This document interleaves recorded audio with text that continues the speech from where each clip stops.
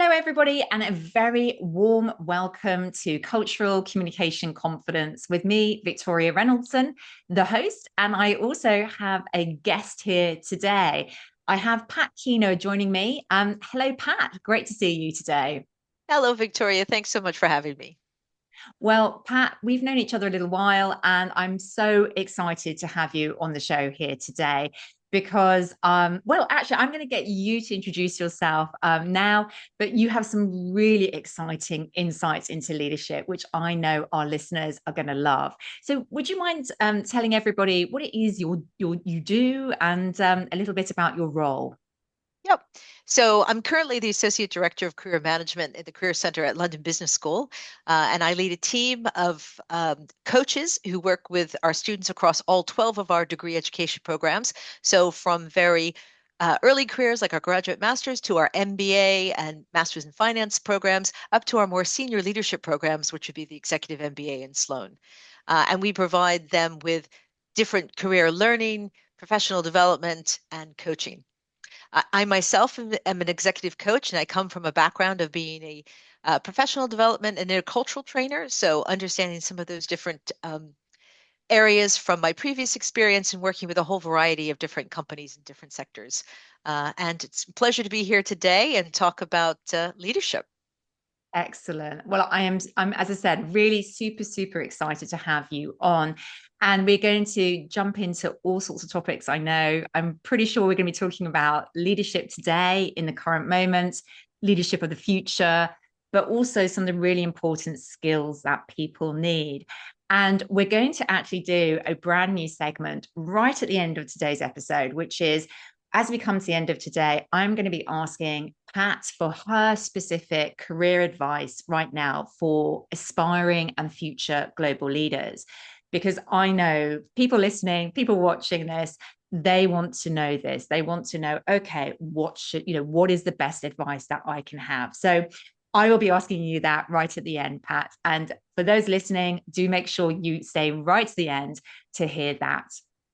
But let's start with a much broader sort of topic, which is what does leadership mean today? I know that's a really big question, but I'm really curious to kind of get your perspective on that right now. Yeah, I think a leader is is somebody who has to really inspire in this current climate, really inspire and empower their team. Um, because we're looking for our teams to achieve their best, but also, be very collaborative and very supportive. I think post COVID, where people were a little bit more isolated, we've come back into smart working. There's about how to create a psychological safety for a team. That's a very important part. Um, and in addition, it's also being able as a leader to sort of share the vision of what you want the team to do. I was saying earlier that I'm preparing for my own team day coming up this week, and it's about how clearly you can paint that vision of what the mission is of the organization and where, as a team, you fit into that, and where individuals can see their piece of that. So I Mm. think there's a lot of challenges for leaders to be that inspiration, that empowering, have that strategic vision, but also, allowing the team, supporting the team to deliver on that.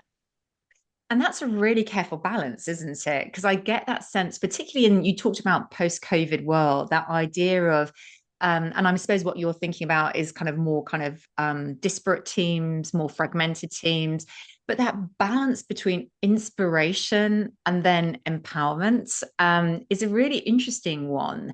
I mean, what do you see as like the best ways to kind of make that balance really between those two concepts?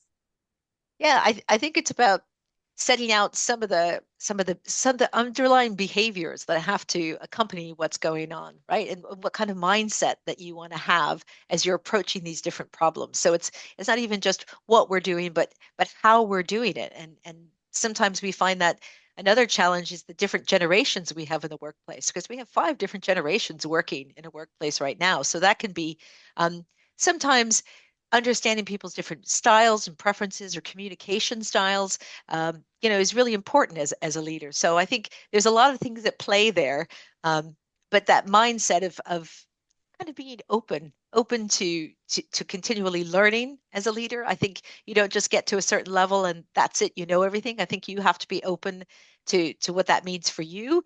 Um, and also thinking about really really valuing those diverse opinions of those different generations of those people who are coming with different ideas, and creating a space for them to be able to share, right? It isn't just about, top down leadership. It's about creating this space where everybody can input into it.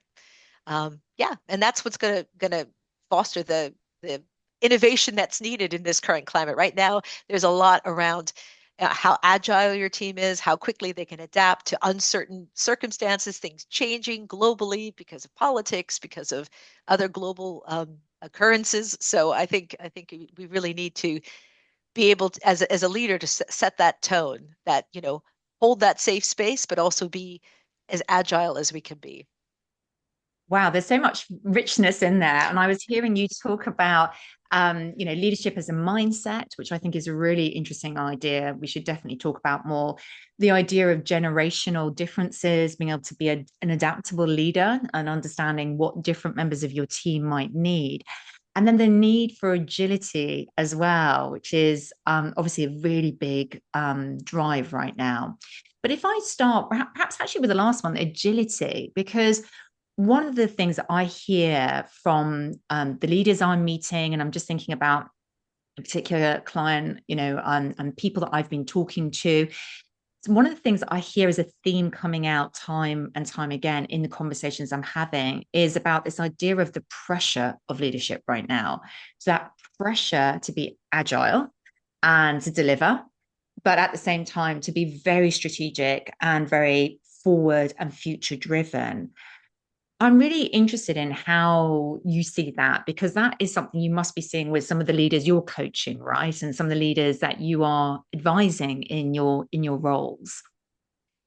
Definitely. I mean, there's still this need for those hard skills of being a strategic thinker and a problem solver and doing that. But I think at the same time, there is very clearly this need for more power skills around emotional intelligence, that empathy, that ability to have storytelling and really confident presentation skills to be able to be clear on those messages. So I think as a leader, you've got to be agile and to sort of say, what do I need to be doing today? Is it being more strategic, but is it also about how I'm packaging, and communicating that with my stakeholders, with my team, with other people. Um, yeah, and I think that's, certainly when we're talking to employers about employability for students at all different levels, they're looking for people who can be adaptable, can be flexible, can fail and fail fast, learn from that failure and move on from that, and be comfortable with ambiguity. If there are right now, there's some right sizing happening in different sectors, based on, again, world events or other things. So, there's a lot of unknowns of what's going to happen, and how do you keep yourself current and adaptable to what might be coming? Mm. And you talked there about failing fast, which I think is a really interesting concept, because I can imagine that some of the leaders you're working with are very experienced, and in fact are probably quite high achievers in their field, their industry, have been for throughout their careers.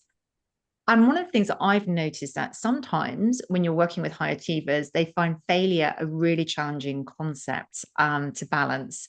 Um, Again, I'm kind of curious to kind of get your thoughts on this, because it's really hard, isn't it, to achieve, to strive, to want to do your best, but still to be okay if it doesn't work out.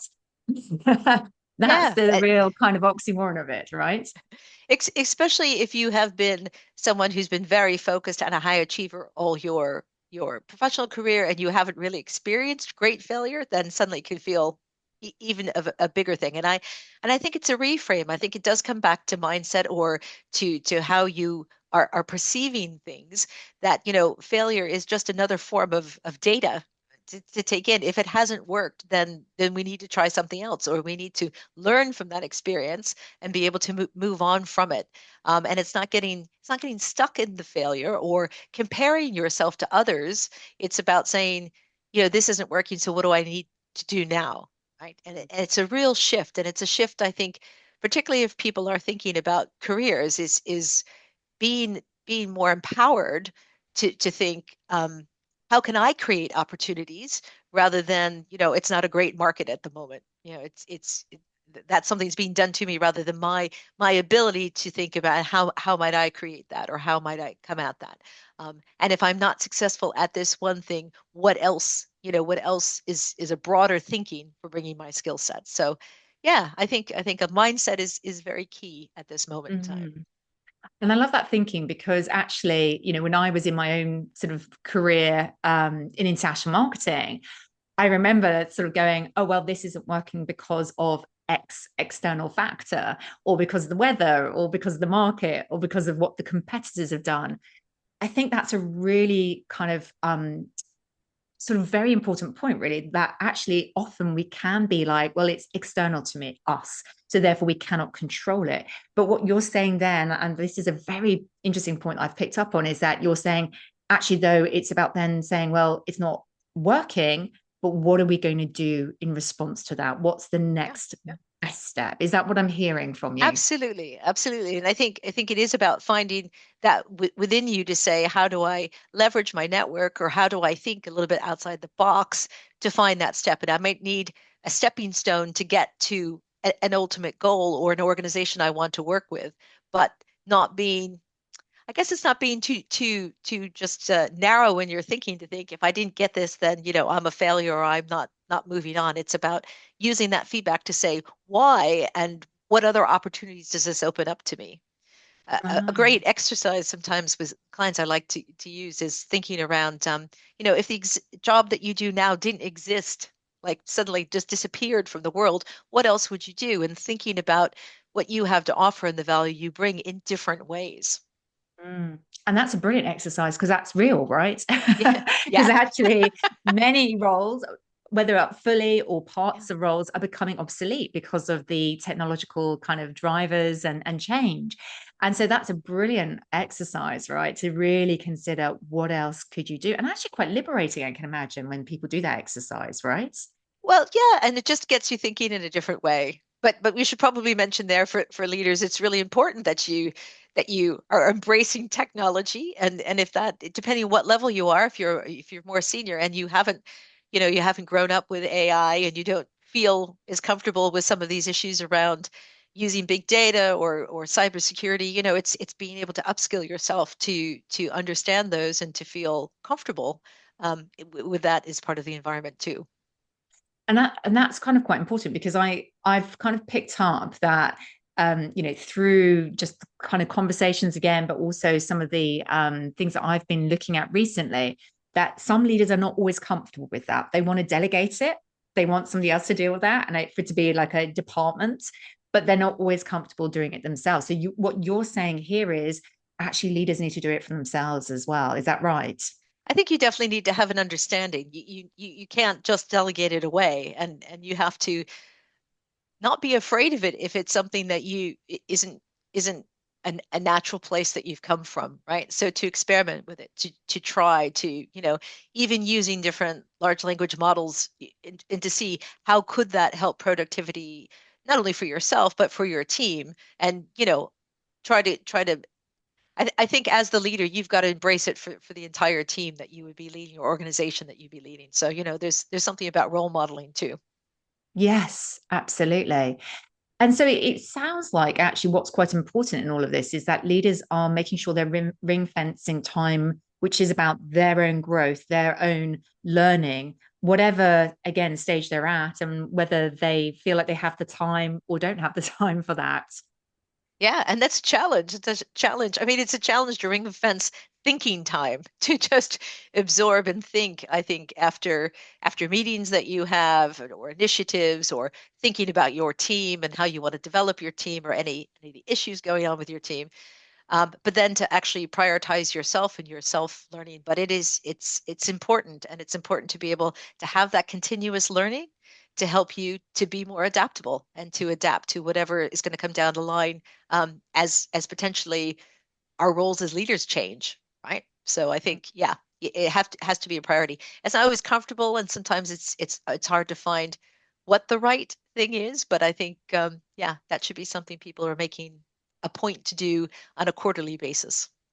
Okay, so that was going to be my next question, which is it may sound like a very basic question, but I can imagine some of the people listening going, okay, I get it. And yes, in theory, I'm nodding along and agreeing with you, but realistically, how do I actually, practically do this? So you would sort of perhaps advise take that as a quarterly exercise, maybe. Is that what you're Yeah, saying? and I think it doesn't always have to be formal learning on a quarterly view. It could be something that you engage with. It could be that you're attending conferences or you're doing some LinkedIn learning or you're, following some other listening to great podcasts like Victoria's, Thank something you. that's helping to give you some inspiration. I think that's it'd be great to see that on a weekly or a monthly basis, but certainly quarterly, thinking about what have I done for my own development, and then think about bigger chunks of, are there things that I need to develop in terms of my skills? Is that available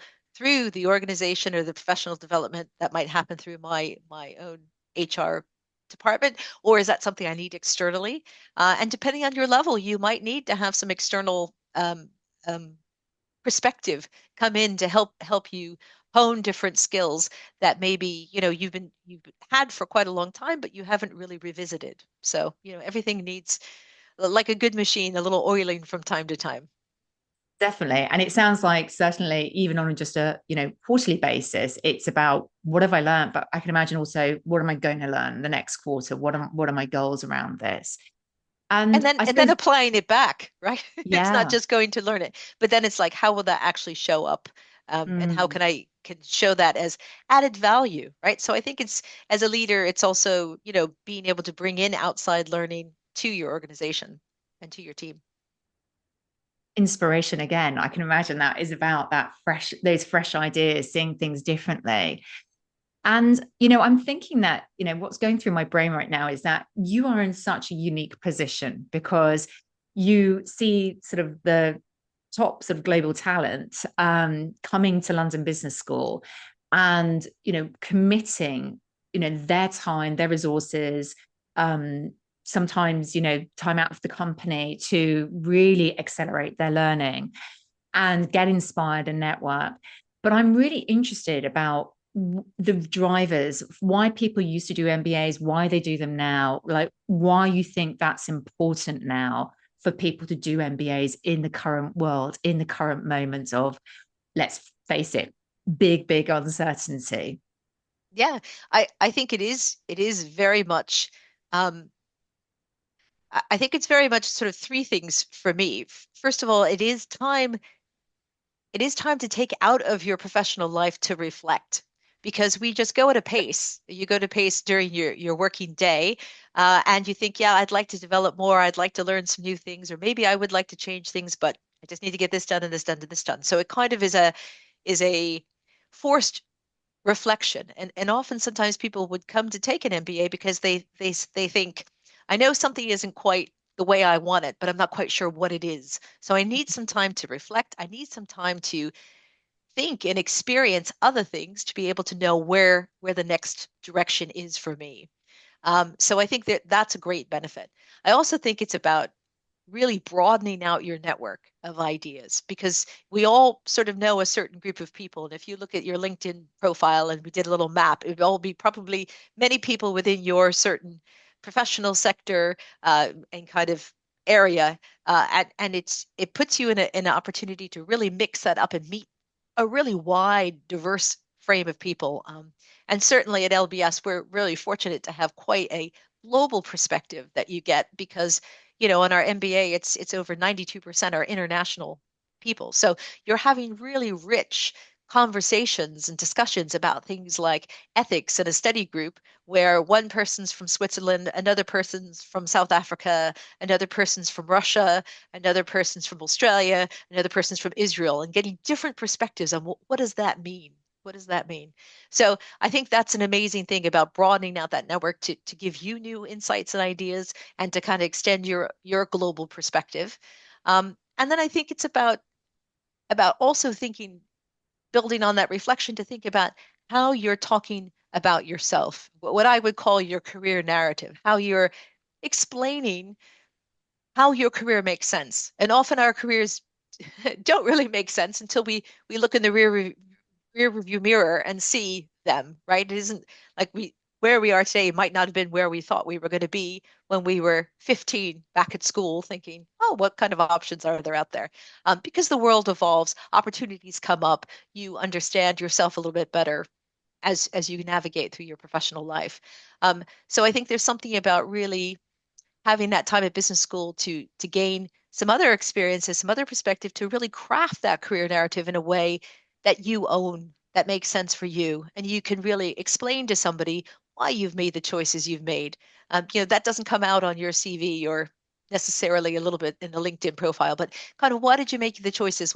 Why does it make sense that you are where you are and where you want to be going? So I think that's a really another important benefit. So yeah, I'd say that opportunity to really experience things and then you just grow out your knowledge, right? So it's knowledge you can learn about all sorts of different things, not only in the classroom, but also in the events and the clubs and the other activities that surround that whole experience. And so you really grow as a person. I would say there the most comments I get from MBAs are it's a transformative part of my life. Those friends that I make are my friends for life, are my network for life, are the people I go to with professional questions or problems, or when I'm changing careers, or you know, go. I was talking to an alum the other day who is going to 4 different weddings on 4 different continents over the next 12 months. So, it just gives you an amazing base of people to inspire you and Mm. help you again as we're in this changing world who might be seeing things from different perspectives. Amazing. And I like the way that you talked about a career narrative, which isn't just about the past, but it's also in the context of the future. Where is it you're going to end up going? And the other kind of key point I was picking up on was that actually people aren't always, perhaps, I don't know if it was the true in the past, but people are not coming with oh, I need to get from here to A or A to B.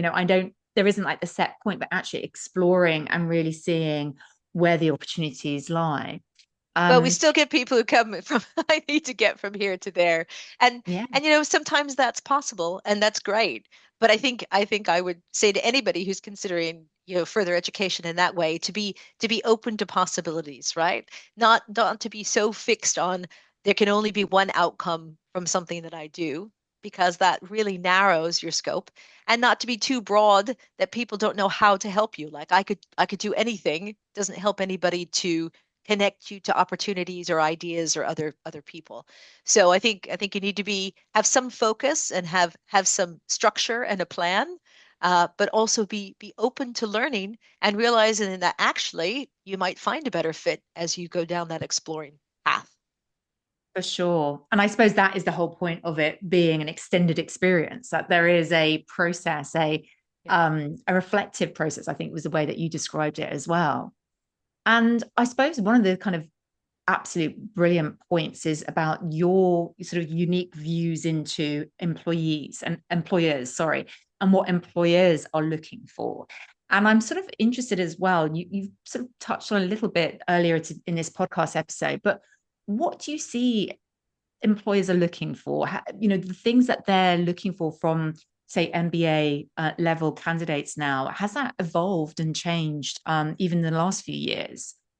Yeah, I think some things haven't changed. I think they're still looking for some really good core skills, problem solving, critical thinking, being able to think strategically, and that's part of what that's about, having that wide breadth of understanding of business. Um, Mm. but I think what really is important is that other side, that emotional intelligence side, has become more important. And I think it's understanding, being able to take on feedback and use that feedback to change. I mean, that's part of that emotional intelligence piece. And I think there's something about coming across as confident, but also having a humility with that confidence. So there's a balance there between, you want to be confident, you want to come across that way, but you don't want to be overly confident that again makes people feel that you're not being authentic, right? So I think there's confident, but with some humility. You're not afraid to roll your sleeves up and get stuck into something that needs doing, um, and kind of bring your full self to where you're going to. So yes, the same core skills, communication skills, problem solving skills, those things haven't changed. But I think this emotional intelligence, this collaborative ability, being able to collaborate effectively, um, being able to, I think, up your communication. And I know, you have a communication skills background too, where it really isn't just communicating, but being able to influence and persuade, and using storytelling techniques and other things to really be be memorable and get those points across. I think has become even more important in a crowded world, and kind of distinguishes you from AI generated things, in the sense that you can really connect on an authentic level with a group that you would be presenting to, whether that's in a meeting, or in a wider kind of team type of presentation, or an organizational presentation. It's about, yeah, that connection, that personal connection, to get the action or reaction you want at the end. So it's a little bit more than maybe a AI generated email. Absolutely. And that's a really kind of hard challenge because we want to use AI smartly to enable working, to enable us to be productive. But at the same time, we don't want it to replace our voice. We still need to be our human, as you said, authentic selves. So again, I don't know. I mean, this is again a little bit more granular now, but just I'm curious, like how you or how generally at London Business School, that right balance is found between the two things, because that is sometimes something people don't quite get right. And then Yeah. you kind of spot it and you're like, that doesn't sound like a human, or that doesn't sound like you. Yeah, and particularly in a job searching kind of situation. So, on the recruitment side, they're using AI too to generate job descriptions and to sift through candidates. Although they will get real people looking at your application material, so don't feel you're always just a sifted number. But, now people can apply via LinkedIn with like one click, whether they suit that job or not, and that actually doesn't help the employers, because they get this flood of lots of applications, and it becomes harder, right? So I think that's where that very crucial piece around being authentic and networking and developing relationships helps you, because you really want to personalize those things. So if you are writing a cover letter or an email message to someone, you want to have something that, yes, any kind of large language model tool can help you craft a basic letter, and you can put in, here's the job description and write me a letter. But that's a starting point. That's not a sending point. That could be a starting point. And then think about, how are you going to customize that? How are you going to talk about your unique interest in that organization, or somebody that you've talked to, or what kinds of projects they're working on that are most relevant to your background, or the value you could add. So I think, yes, it is tempting, and it isn't always just about quantity out. It's about quality of what you're sending, and really making that impression, that does feel like a real person. And that's whether you're sending a little LinkedIn message, or a bigger email, or a cover letter, or any kind of written thing. Because when you show up in person, it has to match as well. Yes. Yeah. Actually, that's the greatest danger, isn't it? That when somebody finally meets you, you don't have the same tone of voice as the messages you've been sending. And that disconnect is really, it's very jarring, and actually doesn't build trust, right? It actually kind of breaks the trust barrier. Um, so I'm very much aligned with you on that, I have to say. I mean, for me, it is, AI is brilliant. The different tools are brilliant, but they are for sure brainstorming, thought starters, maybe even a first, if you want to generate sort of actual content, like a first draft. But really, it's got to sound like you. It has to be your words. There will be words that you would never say or use, or terms that are just not what would come out of your mouth. So you have to put your voice into that, right? Yep. Yep. Absolutely. And I think it's that right balance. And I certainly would say, I wouldn't say not to use AI. I would definitely use AI, but just think about using it as um the starting point rather than the ending point. It isn't just like one and done. I think you need to do a little bit more work beyond that. Excellent. Well, I'm really pleased to hear you talking so much about how important communication skills are. Sounding like a human is important in these current times. There is a sort of related topic, which is clearly this podcast also talks about cultural skills. And just earlier, you were talking about how diverse some of the people are who might be at London Business School, and they are collaborating, working together. Again, I know you're very specialist in the area of cultural skills as well. I'm very interested and passionate about cultural intelligence in my work.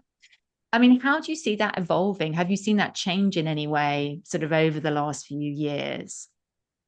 Yeah, I think it becomes even more important now in this kind of world, and people where we're in a situation where we do have differences in thought around the world, and should we be how are we interacting with these different things? I think you need to really understand someone. And what I love about cultural theory, and I'm sure you do too, is kind of really getting underneath, like where are the underlying values that the culture sits on, to understand a little bit about where people are coming from, right? So it's never a black and white. It's lots of different series of grays or other colors, and I think it's the opportunity to understand that. And I think what's such a nice opportunity for some of the students at LBS is they get to go on these global business experiences. So it's very immersive.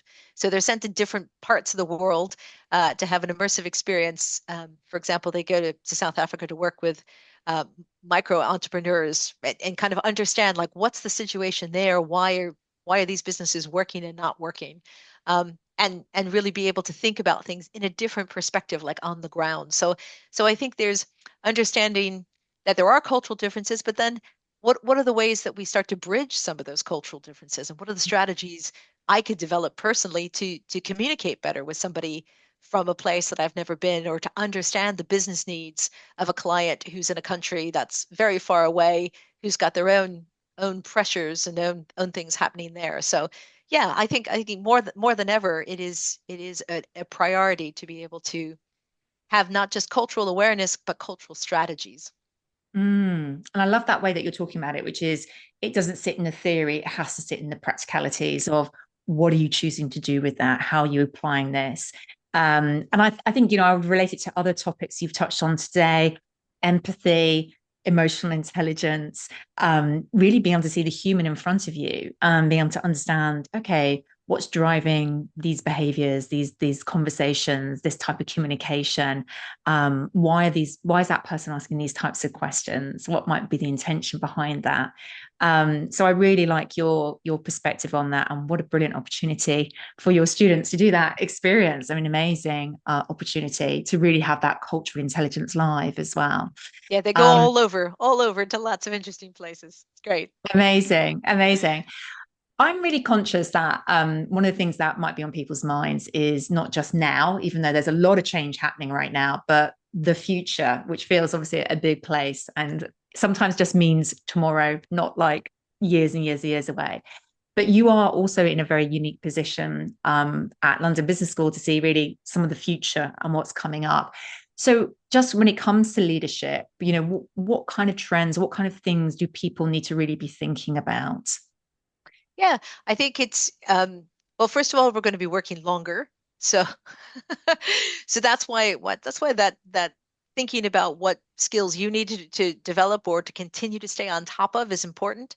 One of our academics talks about the 100-year life, and that would mean that people are going to be working into their 70s, and I'm seeing more and more in executive coaching, people looking at that encore career sort of after 50, and thinking, I still have more time to work, but what do I want to be doing now? What kind of legacy do I want to leave to the world? So I think, it's some interesting times to think around, where you are and what stage that you're at, and what do you need to do for the stage that you're at. So when you're at a younger stage, to be, to develop leadership qualities, looking for opportunities for you to develop as a leader, to be able to step up, whether you're mentoring someone or looking for opportunities with your organization. As you get more experience, and you're leading teams, realizing that you can experiment with your leadership style, and understanding that sometimes what gets you to a leadership position because you've done really well in your job, it hasn't really prepared you to be a leader. So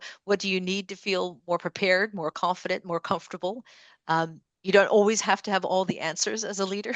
And Yeah. sometimes people who are newly appointed to leadership feel quite a lot of imposter syndrome and things because they don't have all the answers. And it's like you don't have to have all the answers, but you just have to hold the space and think about these issues and how you might start to address them or get others to help to address them. And then I think as you're more senior too, thinking again, how do I stay relevant? How do I stay in touch with what's happening? And where am I going to be going? Where is the organization going to be going as a leader? How am I helping to enable that to happen? And do I need something different to do that? So continuous learning is probably the underlying other thing, but it's very personal. It's very personal for Mm. what you might need. So there's no generic go out and get this. You have to kind of look at what your experience has been and where you see yourself in the next 3 years, and what would be helpful to be learning and what you're interested in too. I think there's something about staying curious, and you might never use something to do with AI in your job specifically, but get curious and experiment and see what the possibilities are, and that might open up a whole new avenue. Mm. I love that idea as well as not just thinking about career as a linear concept, but different phases. And I like that idea of the encore career. And I think it's very true. Yeah, we certainly will be working longer and longer. So we have to Yeah, enjoy it as well. We have to enjoy it exactly. and be learning. And curiosity, I agree, is a really one of my core values as well. So I absolutely resonate with that. It's not a Was ladder it? anymore. There's no ladder, no ladder. It's just kind of where Yeah. where am I going next? Being open to that and not letting that, yeah, not embracing it, I think. And being self-driven, right? So Mm. organizations like in the past, when I think about like my father who worked in an organization for 35 years, who had a very clear path and there was progression and succession and things like that. Um, there are still some of those paths available, but pretty much now it's much more self-motivated, much more Yes. self-driven. So that's what I'm saying about understanding what is it that you need to develop and getting some feedback. Feedback is a gift, and if you haven't had a 360 feedback in a while, that's an amazing gift to you to see how others see you and really, do you recognize your strengths in the way that they come across to others? Are there blind spots of things that you think, oh, I didn't really realize that's how that's coming across? What could I do to address that? I think it's that self-propelled uh, reflection of where you need to develop the skill for yourself. Yeah, important. Fantastic. Wow, there's so much in today's conversation that has been really inspiring, huge learning, and I'm sure the listeners have deeply valued this. I'm really kind of curious though. I said I'd come to the question at the end about advice. People will be listening to this and thinking, right, okay, I do want to make this career move. I do want to, I want to be that future global leader. I want to get there. I know it's very hard to sort of bring it down to just a couple of thoughts, a couple of pieces of advice, but from everything you've spoken about here and more, what would be your top advice to people here? Yeah, I'd say it's definitely focus on developing that emotional intelligence if that's something that you could take to the next level, and adaptability, what's going to make you more adaptable, because I think that's really crucial in what we're experiencing today in the current labor market. Uh, think about the continuous learning and kind of what that means for you. We've talked about that, and be open to feedback. It amazes me sometimes how we all kind of cringe back from feedback, and I'm the same. Nobody often likes to get the feedback, but if you reframe that as actually this is just another point of data, and it isn't the only point of data, right? Just one person's comment doesn't define you. But it's good to have several sources of data for you to actually be able to think about, okay, that's what I need to learn next, or that's where I need to develop. Really helpful. And really cultivate that network of diverse perspectives, inspiration, insights, um, and understanding the cultural nuance, right? That's available. I think that would really help leaders to be able to be effective leaders in their organizations. So you want to be authentic, and you want to lead with some empathy. I think it's important also to be kind as a leader. It's Wow, not that just is amazing. forceful. I think there's a in the world there's a kind of yeah, I think firm, fair, but kind. I love that as a conclusion to today. Pat, that has been incredibly helpful advice. And I just want to take a brief moment, not only to thank you, but also just to say if anybody wants to go a little bit deeper on global communication topics and cultural topics, I am offering a free resource, which I'm offering to people at the moment, which will help them with this idea of becoming a global leader. So if people want to access that, look at the show notes and you can go and download that and get a video, one a day, 5 days into your inbox. But coming back to Pat, I just want to say thank you so much, Pat. You've generously shared here today so many rich insights from a place. You have such a unique view of the world. You have an understanding of what's going on in leadership today, what employers want, where leadership is going. And it has been such a fascinating conversation for me, also to learn from and to be curious about. But I know the listeners will have greatly benefited from this. So thank you so much for joining me here today. Thank you. And I look forward to your bite-sized learning too. I'll subscribe. Excellent. Thank you. All right. Thanks, everybody. And I'll see you next time.